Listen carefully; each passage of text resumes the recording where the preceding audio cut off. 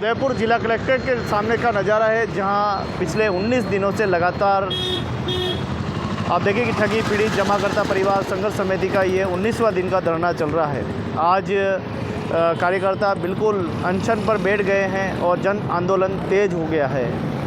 आज इन्होंने अपना टेंट भी लगाया है। ये टेंट भी कुपोषण जैसा दिखाई दे रहा है और आप देखिए किस प्रकार से जो टेंट है उसमें भी 3 डंडे लगाए गए हैं। क्या ये कुपोषण वाला टेंट, क्या ये कुपोषण वाला आंदोलन लोगों के क्या 42 करोड़ की लड़ाई जो है वो लड़ रहा है? क्या 42 करोड़ लोगों को ये भुगतान दिला पाएगा? क्या ये 4 लोग मिलके आज इन्होंने अनशन कर रहे हैं, क्या 4 लोग मिलके ये क्रांति बन पाएगी? 19 दिन हो गए लगातार संघर्ष कर रहे हैं। 19 दिनों तक में भी सरकार के कानों में आवाज़ नहीं पहुंची है। क्या अब अनशन के माध्यम से सरकार तक, आवाम तक आवाज़ पहुंचा पाएंगे?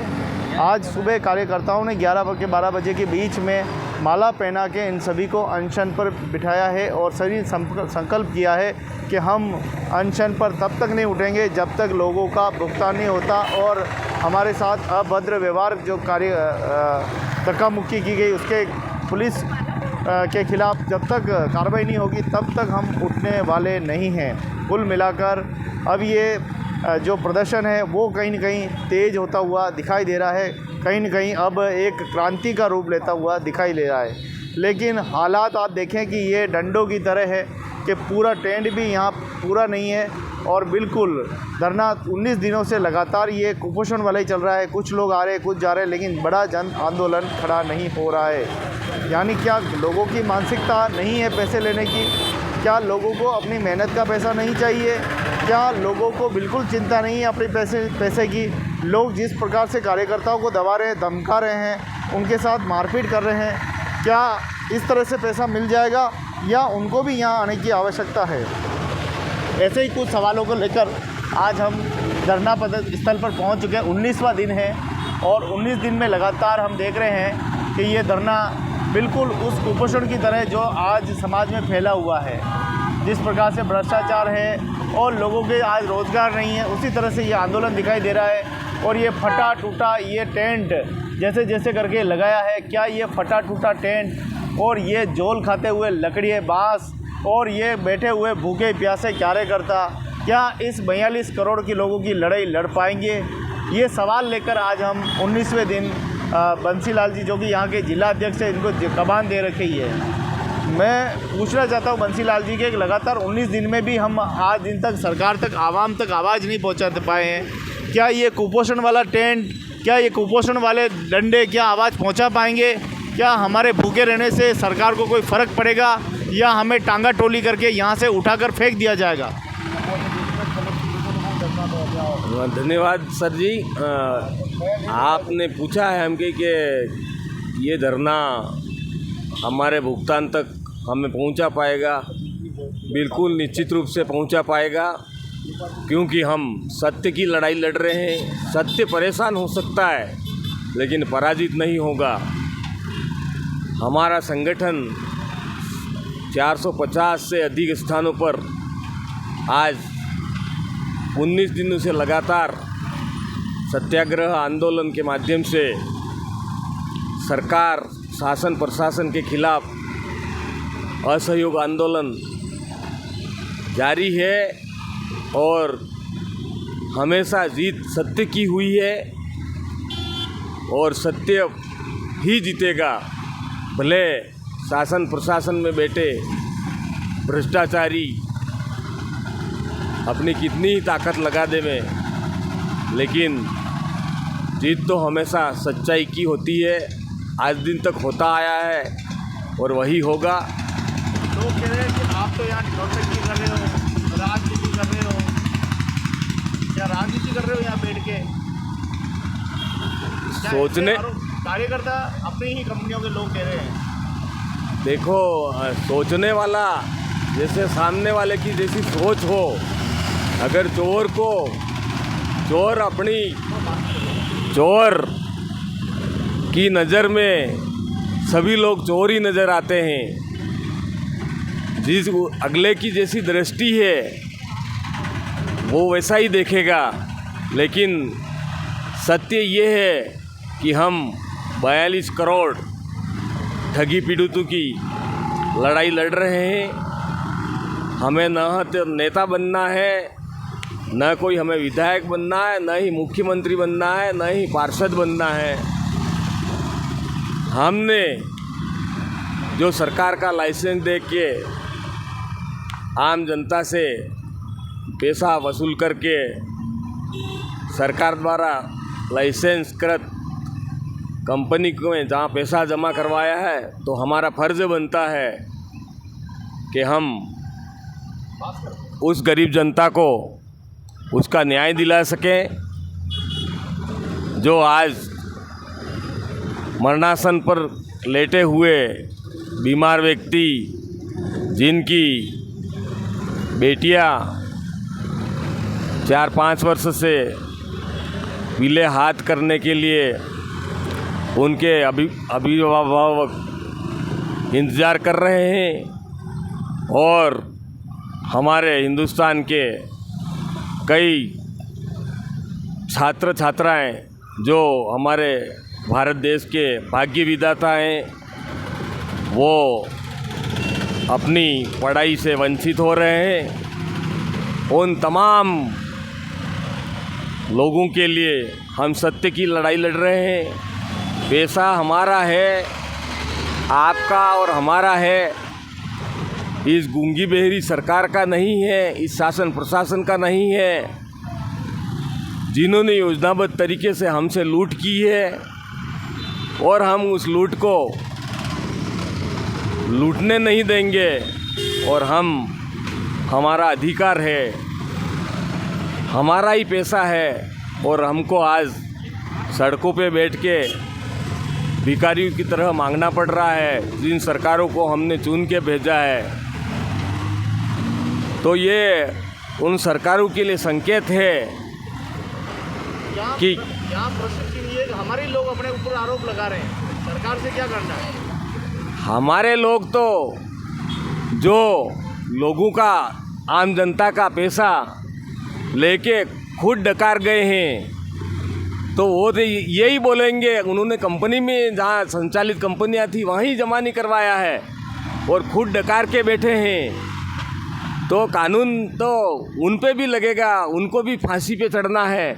तो ऐसे विरोध करके हमारा जो सच्चाई की मांग है उसको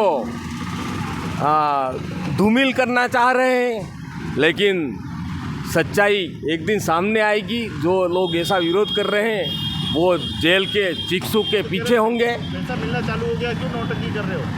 कौन सा पैसा मिलना चालू हो गया है बताएं। वो लोग जो कह रहे हैं मिल रहा है, हमें तो हमारे तो एक भी जमाकर्ताओं को लगभग मेरे पास, मैंने जो जिन जमाकर्ताओं का, सम्मानित जमाकर्ताओं का पैसा हमारी सहारा इंडिया कंपनी में जमा करवाया है, लगभग 1000 निवेशकर्ता से ऊपर होंगे।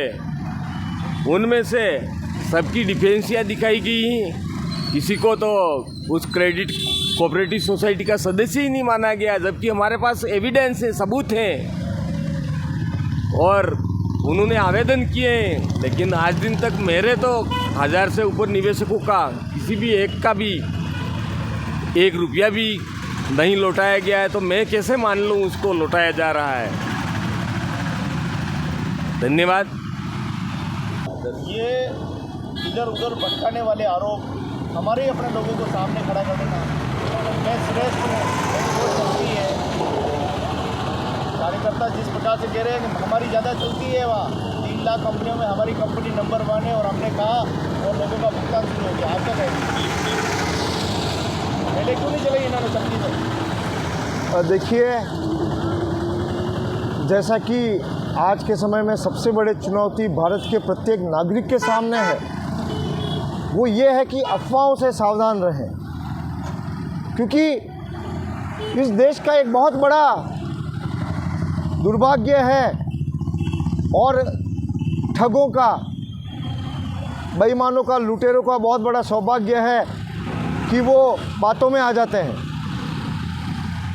कुछ तो लोग कहेंगे बातें हैं, बातों का क्या, अच्छे दिन आएंगे ऐसा भी बात की गई थी।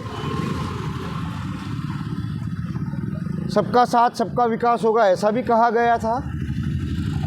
एकात्म मानववाद को लेकर भी बहुत सी बातें की गई थी और इस देश में करोड़ों लोग उस झांसे में भी आए।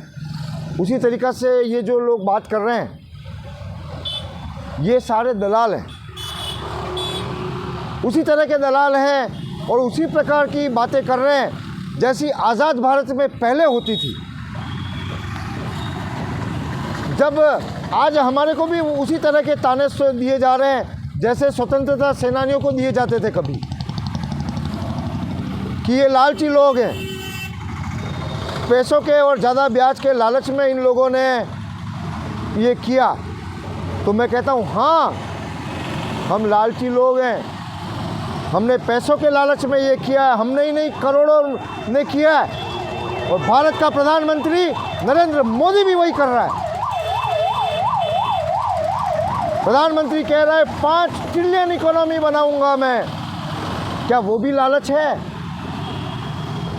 भारत को दुनिया की बहुत बड़ी अर्थव्यवस्था बनाऊंगा, क्या वो भी लालच है?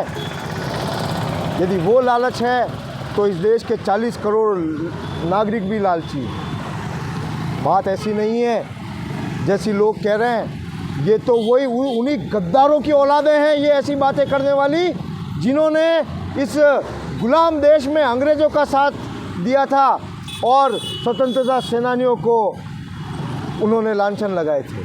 हम परवाह नहीं करते ऐसे लोगों की, ऐसे गद्दारों की, ऐसे दलालों की। हमें तो न्याय चाहिए। हम संतान हैं सुभाष चंद्र बोस की, हम संतान हैं महात्मा गांधी की। और जो जैसे लोग कह रहे हैं कि ये राजनीति कर रहे हैं, तो हाँ, हम राजनीति कर रहे हैं। महात्मा गांधी ने भी की थी, सुभाष चंद्र बोस ने भी की थी, भगत सिंह ने भी की थी, फांसी पे चढ़ने वाले प्रत्येक व्यक्ति ने की थी और देश की आज़ादी के लिए जेल जाने वाले प्रत्येक व्यक्ति ने की थी। और मेरे परिवार ने मुझे जन्म से वो संस्कार दिए। हाँ, मैं राजनीति कर रहा हूँ लोगों को न्याय दिलाने की। हाँ, मैं भूखा मर रहा हूँ देश के 42 करोड़ लोगों को उनकी मेहनत की जमा पूंजी दिलाने की। कोई अतिशयोक्ति नहीं है, कोई शर्मिंदगी नहीं है मुझे। मैं राजनीति नहीं कर रहा हूँ राजनीतिक दल के नेताओं को तोकने की। मैं राष्ट्रीय राजनीतिक दल छोड़ के जाजम पे आया हूँ, बल्कि जाजम पे इसलिए नहीं बैठा हूँ कि किसी पार्टी के नेता को तोकूँ मैं।